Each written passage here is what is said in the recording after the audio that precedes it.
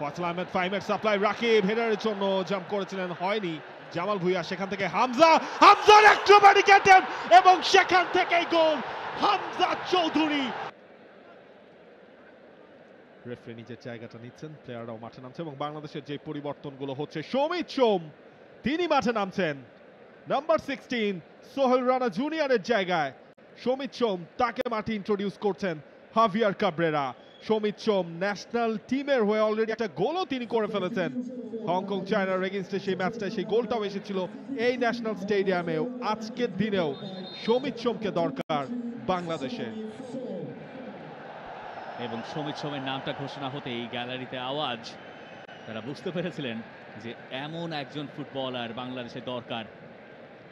বরফে ঢাকা মাঠে অটোয়ার বিপক্ষে ক্যানাডিয়ান প্রিমিয়ার লিগের ম্যাচ খেলার পর আজ বৃহস্পতিবার বাংলাদেশের মাঠে নেমে গেলেন সমিত সোম। আমি জানি না ইনিশিয়ালি প্ল্যানটা এমন ছিল কিনা, সমিত সোমকে এত দ্রুত নামানোর পরিকল্পনা ছিল কিনা, কিন্তু বোঝা যাচ্ছে এই ম্যাচটা জিততেও সমিত সোমকে প্রয়োজন বাংলাদেশের।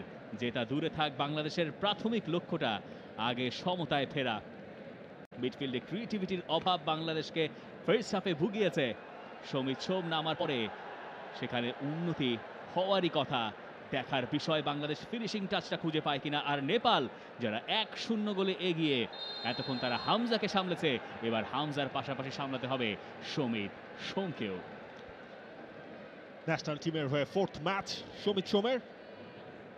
অক্টোবর উইন্ডোতে খেলেছেন 2টা ম্যাচ, জুন উইন্ডোতে সিঙ্গাপুরের সাথে ম্যাচ এবং আজকে নেপাল।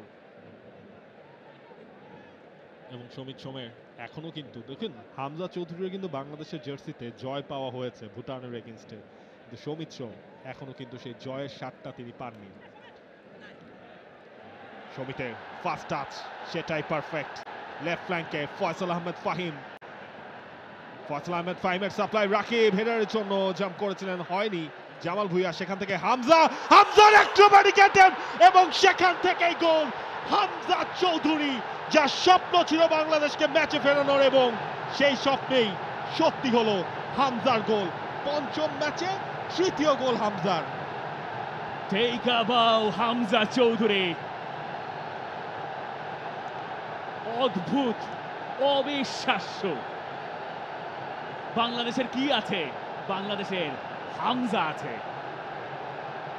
ওভারহেড কিকে জাতীয় স্টেডিয়ামে প্রাণ ফেরালেন বাংলাদেশের Hamza Chowdhury, the one and only।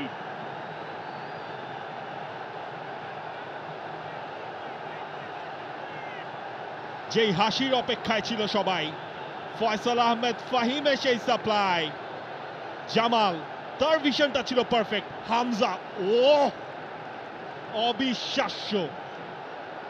বডির ব্যালেন্সটা রাখা, বলটাকে প্লেস করা, এটা কেবল হামজার দ্বারাই হয়তো সম্ভব। অ্যাক্রোব্যাটিক। আপনি এই দৃশ্য দেখবেন, বারবার দেখবেন, প্রতিবার দেখবেন। এটা বাংলাদেশের ফোকলোরে ঢুকে গেছে এখানেই, এই মুহূর্তে। এবং এই মুহূর্তটা যারা মাঠে বসে দেখেছেন তারা মনে রাখবেন চিরকাল।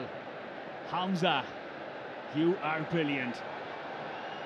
হামজার হুঙ্কার, আর বাংলাদেশ তাতে প্রাণ ফিরে পেল ম্যাচের এমন একটা সময়ে, যে সময় বাংলাদেশ ধুঁকছিল, বাংলাদেশ মরছিল। রাকিবের মাথায় হাত।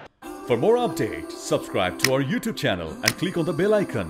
Follow us on Facebook and Instagram. Download T-Sports app to enjoy exciting games and highlights. Visit tsports.com.